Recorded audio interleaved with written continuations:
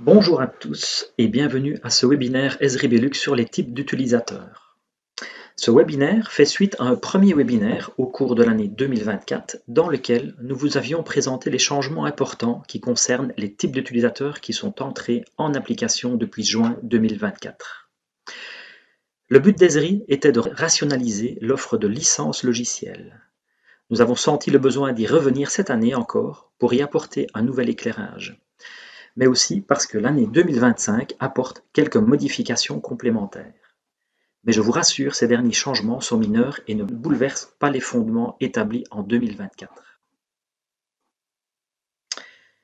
À l'agenda de cette session, un récapitulatif des changements de 2024 pour nous rappeler l'essentiel et porter un regard différent sur la première session. Nous aurons également un mot sur la migration d'Argis Desktop vers Argis Pro, pour laquelle nous vous présenterons des alternatives possibles, en ce compris les nouveaux types d'utilisateurs.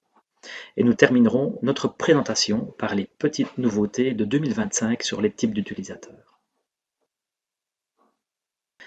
Pour rappel, la plateforme Argis est une technologie prête pour l'entreprise. Elle offre les capacités d'un système d'information géographique à potentiellement l'ensemble des membres de votre organisation. Que ce soit en premier aux géomaticiens professionnels, aux équipes de terrain, mais aussi à tous ceux qui sont non initiés au SIG, tels les décideurs, les développeurs, les analystes et autres spécialistes. L'accès à la plateforme Argis se fait via des types utilisateurs, génériques mais qui peuvent être transposés au profil des membres de votre organisation. Les types d'utilisateurs sont donc le meilleur moyen d'adapter l'accès à Argis pour tous vos employés. Un type d'utilisateur, c'est d'abord une identité qui va permettre à chacun de se connecter de manière sécurisée au portail, puis d'accéder aux applications et aux contenus selon ses droits et les règles de partage. Un type d'utilisateur, c'est ensuite un ensemble de capacités offrant la possibilité de visualiser, de créer, de mettre à jour, de partager et d'administrer selon le niveau de type d'utilisateur et de ses privilèges octroyés. Un type d'utilisateur, c'est enfin un ensemble d'applications bureautiques, web et mobiles, mises à sa disposition pour travailler et remplir les missions de l'organisation.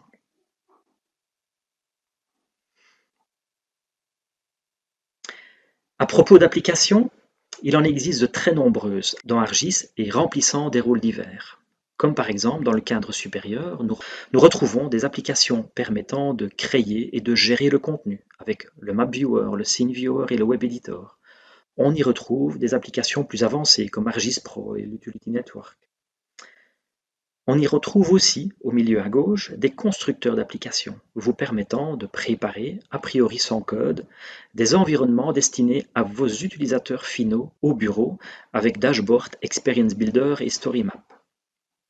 À droite, des applications pour les opérations de terrain sous forme de cartes, de formulaires ou de gros boutons avec Field Maps, Survey 1, 2, 3 et Quick Capture.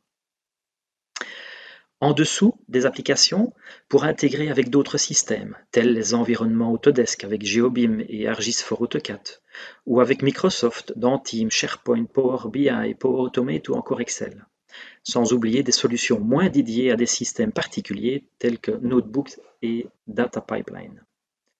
Et pour terminer, des solutions pour ouvrir votre SIG au-delà de votre organisation, vers vos communautés avec ArcGIS Hub et Sites.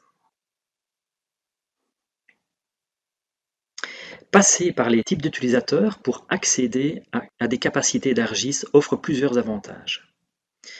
Les types d'utilisateurs offrent un accès basé sur les rôles, aux fonctionnalités, aux applications et au contenu de votre environnement SIG. Vous pourrez ainsi faire correspondre vos profils des membres de votre organisation au type d'utilisateur. Vos utilisateurs sont connectés les uns aux autres. Au bureau, comme sur le terrain, les utilisateurs peuvent naviguer et mettre à jour le contenu Argis en toute fluidité sur leurs ordinateurs, le web et les appareils mobiles, et puis partager le résultat avec les autres. Les types d'utilisateurs vous simplifient l'administration de vos utilisateurs. En effet, la très grande majorité des fonctionnalités, des applications et contenus autrefois achetés et fournis séparément, sont désormais inclus dans les nouveaux types d'utilisateurs. Avec les types d'utilisateurs, vous pouvez facilement adapter ArcGIS à votre organisation ArcGIS.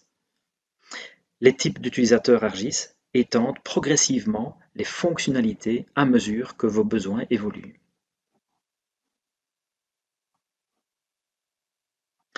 Voici le résumé de la mise à jour des types d'utilisateurs de 2024. Avant 2024, nous avions 7 types, réduits aujourd'hui à 6, avec le créateur et le GIS professionnel basique qui fusionnent.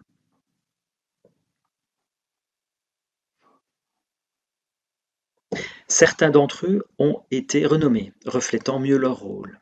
Ainsi, en haut, Professional Advanced a été renommé Professional Plus et Professional Standard en Professional. Suite à la fusion du créateur et du Professional Basique, le nom créateur a été retenu, reflétant bien son rôle de créateur de contenu. Il accède à ArcGIS Pro Basique. Et pour terminer, l'éditeur a été renommé en contributeur.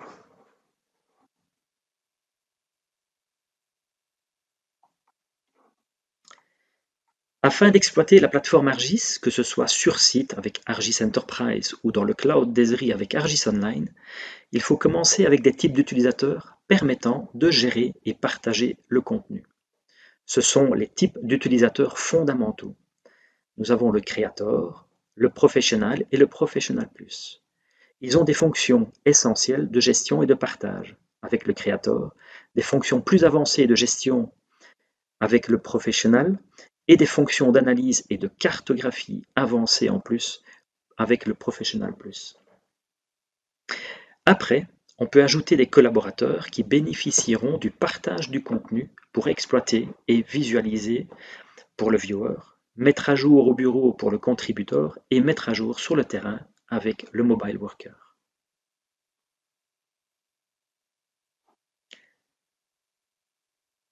Afin d'avoir la vue complète de quel type d'utilisateur a accès à quelle application, je vous invite à parcourir cette matrice de comparaison entre les situations d'avant 2024 et depuis 2024.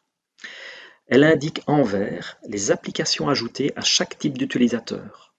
On peut ainsi noter la plus-value des nouveaux types d'utilisateurs par rapport aux précédents. Le QR code vous emmènera vers la matrice au format PDF de ce précieux document. Il indique aussi, à l'aide de simples, doubles et triples points, l'accès aux applications respectivement en lecture, en écriture et en création de contenu. Nous verrons dans le prochain slide les ajouts de chaque type d'utilisateur de manière plus synthétique.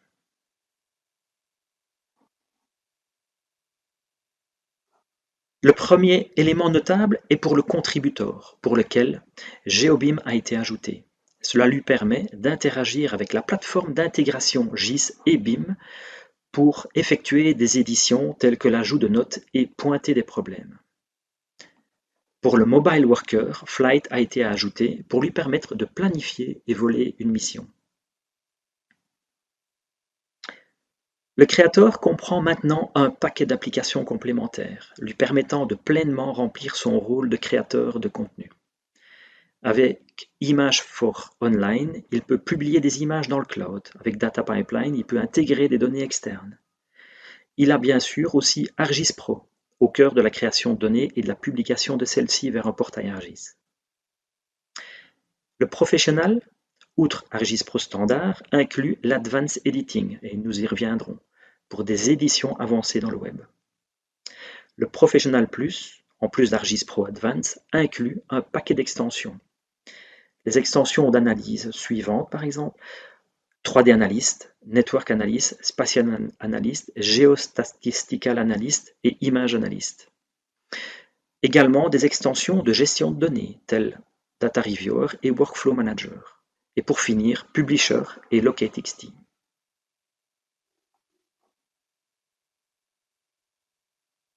L'inclusion de toutes ces applications dans les types d'utilisateurs implique que tous ces mêmes produits ne sont plus disponibles à l'achat séparément. Pour les acquérir, il faut passer par le type d'utilisateur adéquat. Il en est de même pour le bundle des extensions ArcGIS Pro. il se trouve d'office avec le Professional Plus. Toute autre extension peut être ajoutée au Professional Plus, comme par exemple Aviation ou Production Mapping, ainsi de suite. Et pour le Creator et le Professional, chaque extension peut être acquise séparément. Cela comprend bien sûr les extensions standards telles que 3D Analyst, Network Analyst, Spatial Analyst, celles qui faisaient déjà partie du bundle.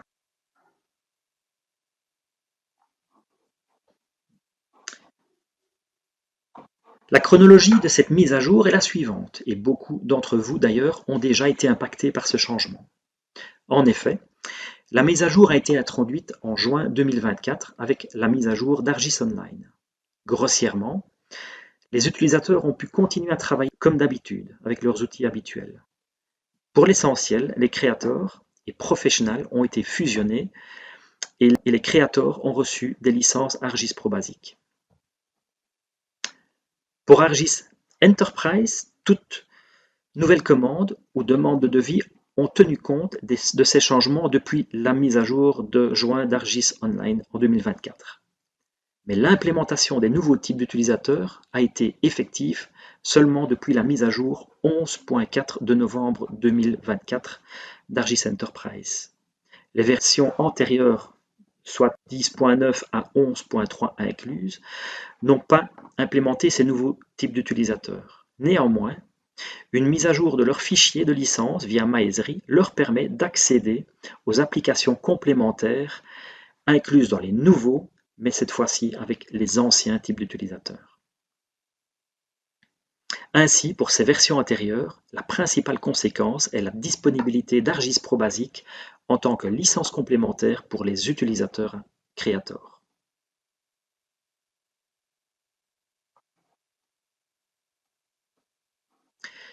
Comme nous venons de le dire, il y a de plus en plus d'applications comprises dans les types d'utilisateurs.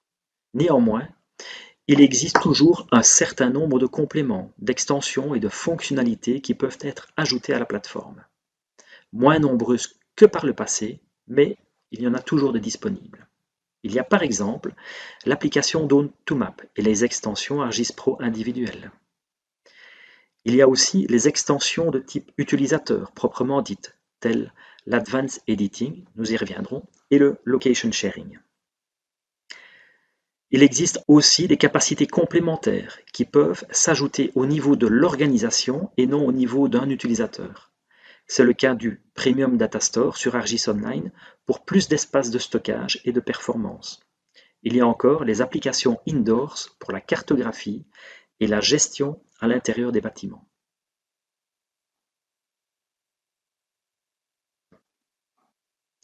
En parlant d'extension de type d'utilisateur dans le slide précédent, revenons un instant sur celle de l'Advanced Editing. De plus en plus de capacités d'édition avancées sont mises à disposition des applications web et mobiles. C'est le cas du versionnement, des règles d'attributs, de la topologie et de la gestion des réseaux. Suite au transfert potentiel d'utilisateurs d'une application bureautique, Argis Pro en l'occurrence, vers un environnement plus léger, le web et le mobile, il n'y a pas de raison que ces fonctions avancées soient accessibles à tous sans complément. C'est la raison d'être de cette extension. Alors cette extension est incluse avec le Professional et le Professional Plus et elle reste disponible aux contributeurs, mobile workers et en créateurs en tant que complément qui ont au moins les capacités de modifier les données.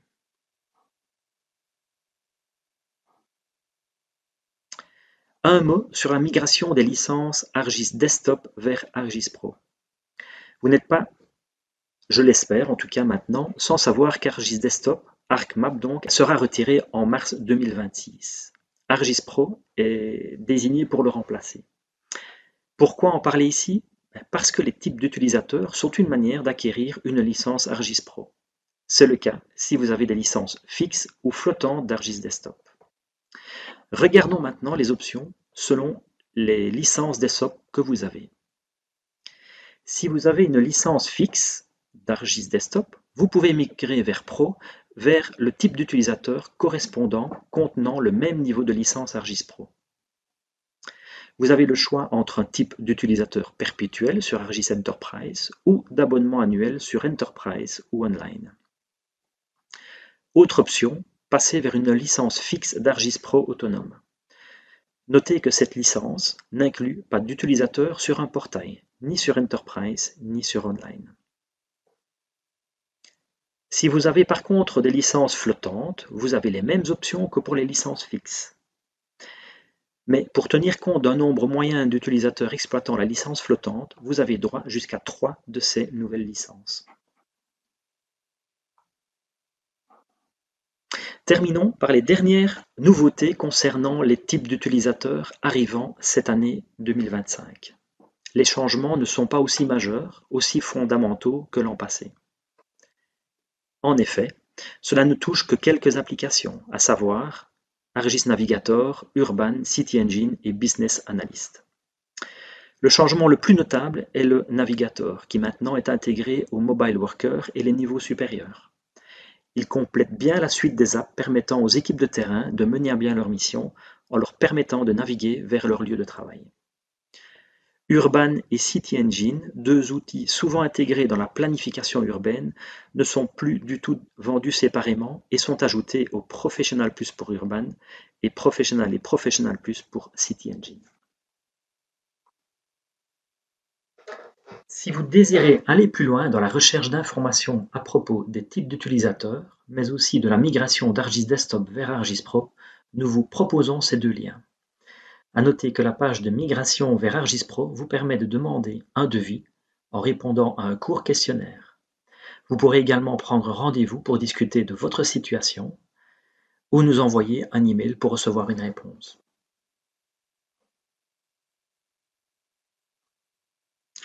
Voilà pour ce que nous avions à vous partager lors de ce webinaire.